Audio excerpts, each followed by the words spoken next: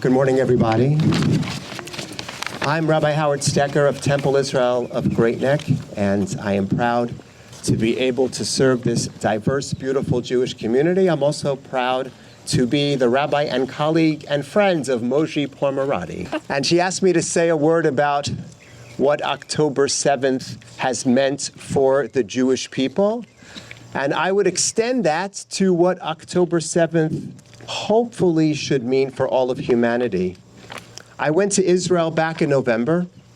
I was there with a group of rabbis, one of the first groups to visit after the massacres of October 7th. And what we saw was that people were broken. The parents of the hostages who spoke to us looked absolutely emotionally destroyed.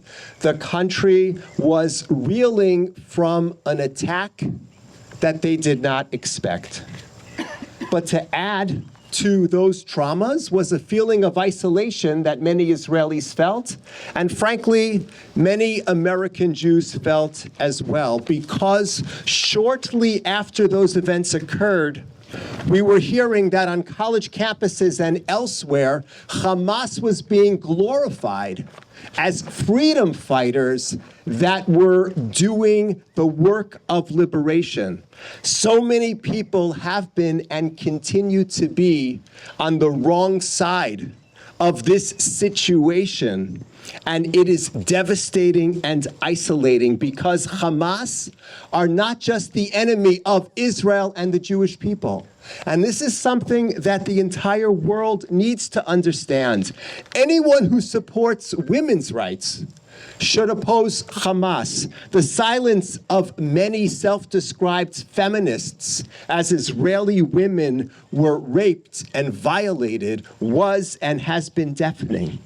Anyone who supports LGBT rights should oppose Hamas, who are barbaric towards members of that community. And the support of some LGBT groups for Hamas is equal parts ridiculous and maddening.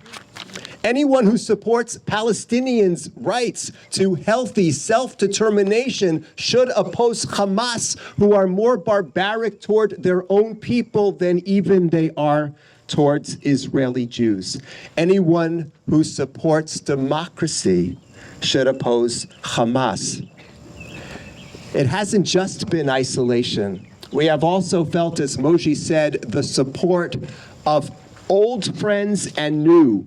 We flew to Israel in November along with a tall group of Americans who introduced themselves as farmers from Montana. And they said, we're going to Israel. And we said, why? And they said, because we are going to help to support the state and the people of Israel. And so they went and they staffed farms that were evacuated by Israelis that were called to war.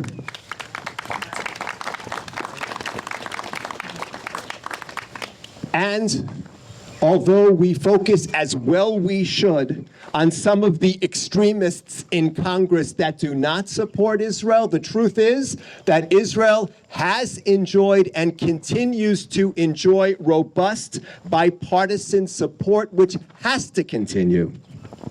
And I am delighted that the gentleman who will be speaking as soon as I am finished, Congressman Swazi, has been an ardent supporter of the Jewish people and the state of Israel since at least the time when he was the mayor of this city and my children were students at the Solomon Schechter School that was housed in Glen Cove. Most people in the United States do support Israel. Most people have enough moral clarity to be able to do so. But as it gets younger, the younger people are, the less likely they are to be supportive. And that calls for education to ensure that younger people have high resolution. You can be upset over the killing of innocent people in Gaza. I surely am. But you should know the difference between the intentional murder of innocent people that occurred on October 7th, and Israel trying very hard to ensure that the collateral damage is as minimal as it possibly can be. That kind of moral clarity is part of the high resolution that needs to be taught by institutions such as this one right here. And so, I say to us that even though we may feel isolated, we are not as isolated as we fear. We are joined by people of goodwill everywhere who want to see decency triumph over cruelty and freedom triumph over subjugation.